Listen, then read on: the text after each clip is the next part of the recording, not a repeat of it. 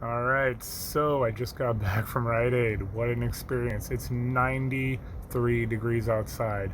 Um, Man, I don't like riding the bus. I don't want to have to ride the bus. I want to stay away from all this COVID stuff. I do have symptoms underlining. I was born with a low white blood cell count.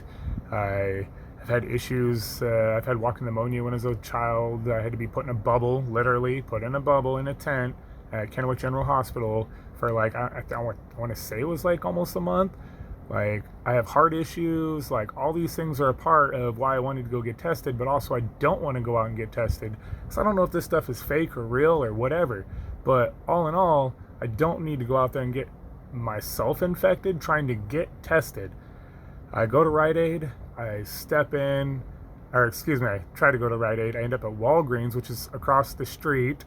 I've done this twice now. I should have learned from the first experience. So now here I am at Rite Aid. I'm standing there. I go, hey, I'm going to do the COVID testing. They say, hey, you got to be in a vehicle on the outside. And I was like, hey, I've come across this before, multiple different things. I don't have a vehicle. There's a lot of people that don't have a vehicle or access to a vehicle. And if they do, what if older people, family members you like, love, care about, you don't want to put them at risk jumping in a car just to drive you to a place that may or may not allow testing or give you the testing. And who knows, going there, you get sick. So these are things I stand by, and it's scary. I barely leave my house. I have so much crazy thoughts in my head constantly already.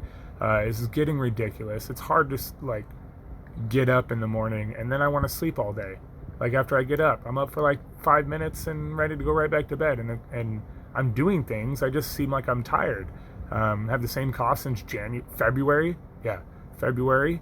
Went and got my test in May, I think it was, May 22nd or so.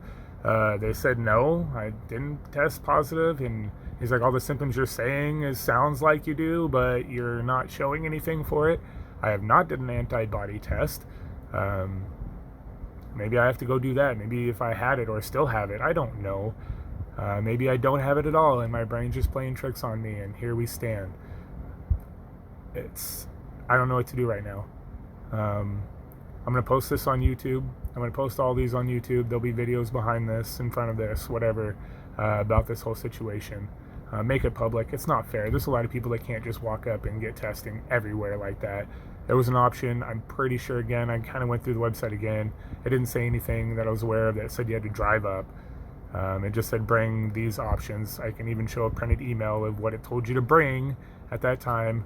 Um, it's one rough situation. So again, I go in there. They tell me I can't get tested unless I have a car. I ask them situation, what is the difference between handing it through there to me on this side, then on the other side through that window. The doctor there said nothing. He agreed with me. He said no, there's no difference. And he's like, I agree with you. And he kept telling me not to overtalk him. But at that point when he said there's no difference, I was like, well then what's the issue? Why can't you just hand it to me? I'll wear gloves if I have to. I'll go buy the gloves. What do you want me to do so I can get this test? Simple as that. They call for management. Management comes through. Abel and Mike from the Bible, FYI. Two of the names perfectly pulled from there. And the guys didn't look like no Mike and Abel, for sure. Anyway, I talked to them. I was kind of flustered, but still calm. I have those videos as well. I stopped the video before they confirmed for me to go stand outside. I realize that now, but they did. I said, I can just walk around outside and go stand in there. Is that okay?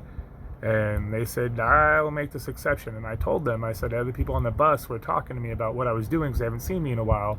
And I was like, I'm trying to avoid being on the bus because I don't want to get sick from this stuff. And then I'm going to go get tested at Rite Aid, and that you don't need a car because as far as I was aware, you don't need it. And I told him that, and he's like, well, you shouldn't have done that. I was like, well, I didn't do that purposely knowing that that's what the issue was. But if you have more people coming to you and saying, hey, I'm here to get my test, I already signed up, I'm here, I don't have a vehicle, blah, blah, blah, you are going to have to send them outside as well. And he says, no, we're not going to do that.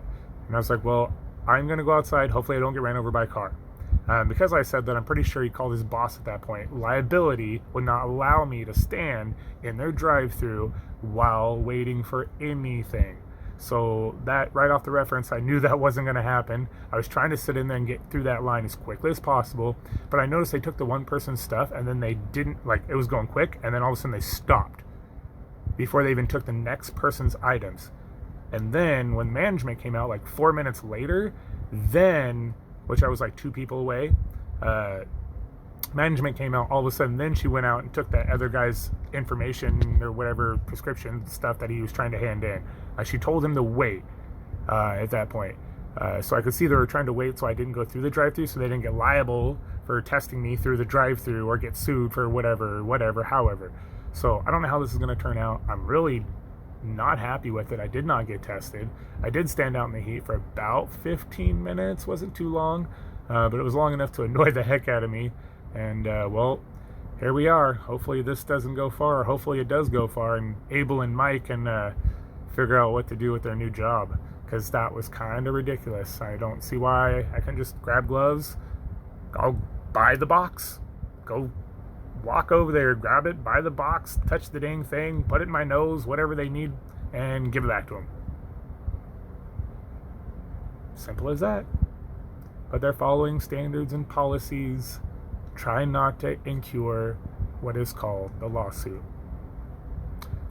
But again, not tested, had the same symptoms since February, got tested once, they said no. I figured, hey, let's get tested again. Maybe it was too early, I don't know. And they say no again. I guess it's all in my head.